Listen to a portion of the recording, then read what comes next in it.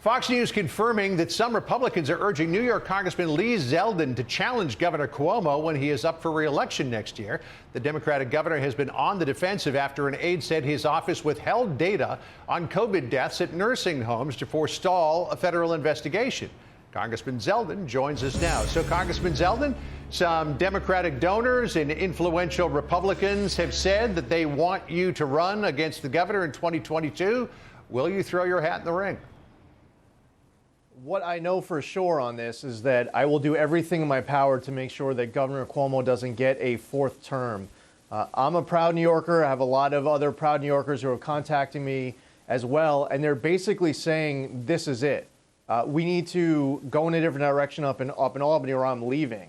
And we all have these experiences within our own families and friends where they're bailing on New York State. They're citing the freedoms that are eroding, the higher cost of living, the erosion of public safety, cashless bail in Albany, the defund the police movement that we've seen in New York City. And I believe that it's really important for us to save our state. So I will do whatever I can to help whoever our candidate is to make sure he doesn't have a fourth term. So if it's determined that the best way for you to help out and ensure that Governor Cuomo does not get a second term is for you yourself to run, would you do it? We'll see. Yesterday morning, I was on Fox and Friends, and the same answer that I gave then would apply now. What I need to do next is have a conversation with my wife and my daughters in order to have the right balance to serve an elected office. There's no way I'd be in Congress right now if I don't have that right balance at home.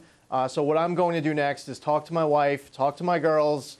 You might be running for the highest-ranking position in New York. But I feel like the fourth-ranking person just in my own house with the three ladies at home. So that's what's next for me. Yeah, well, I'm used to that. So why should your life be any different than mine? How much trouble do you think that Governor Cuomo is in both politically and legally? What feels different are the amount of Democrats right now who are speaking up with their own personal experiences, elected officials, and others, former staff members, talking about the bullying.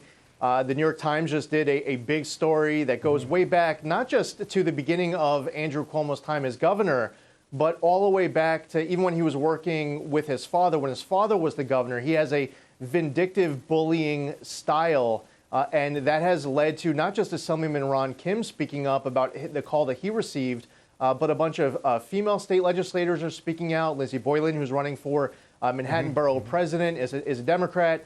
So I think you have a lot of Democrats who are saying to themselves, 3 terms are too much for Andrew Cuomo, and we have to make a change. I think legally, you were just covering it with your last interview with John Yoo, and I believe that this is a real probe. And what he did, not just with the original policy, but the cover-up that followed, and just the way that you have the admission from Melissa DeRosa as to the intent as to why they didn't provide information was concern of a DOJ investigation. But Governor Cuomo wants to put out to the public that he was just too busy. He wasn't too busy to write a self-congratulatory book, but he was too busy to put out this information. So the stories just aren't lining up, and the consequences are, at the end of the day, we're talking about all the thousands of lives lost and the families that want accountability and justice. So legally, he's exposed too.